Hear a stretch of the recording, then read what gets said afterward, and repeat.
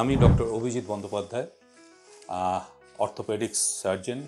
তো আজকে যে বিষয়টা নিয়ে আমি শুরু করব, যে রোড ট্রাফিক অ্যাক্সিডেন্ট, পথ চলতি নাগরিক হিসাবে আপনার কি কিছু আদৌ করার আছে? কোনো রক্তাক্ত অবস্থায় পার্টিকুলার কোনো জায়গা থেকে রক্ত বেরোয়, তাহলে সেই জায়গাটার, সেই রক্তের জায়গাটাকে, তার ওপর এবং নিচের পোর্শনটাকে আমরা কিছু দিয়ে বাঁধতে পারি, যাতে সেখান থেকে রক্ত বেরোনোটা কিছুটা হলেও স্থিমিত হয়। কারণ যে কোনো জিনিসের ব্লিডিং হলে মানুষের শরীরের হাইপোভলিমিক শক হওয়ার ভয় থাকে এবং সেটা প্রাণঘাতী হতে পারে। ফলে রক্তের পাটটাকে বন্ধ করার জন্য আমাদের সামনে যা থাকবে, রুমাল থাকলে রুমাল, জামার ছেঁড়া টুকরো থাকলে তাই দিয়ে ওপর এবং নিচেটাকে জাস্ট ওই পোর্শনটাকে বেঁধে দিয়ে রক্ত চলাচলটাকে কিছুক্ষণের জন্য ওই পার্টিকুলার জায়গায় যে ব্লিডিংটা হচ্ছে বা কোনো আর্টারি ভেন যদি কেটে গিয়ে থাকে সেটা কিছুক্ষণের জন্য হলেও আমরা আটকাতে পারি। তাতে অন্তত ফ্লুইড ভলিউম লসটা কম হবে।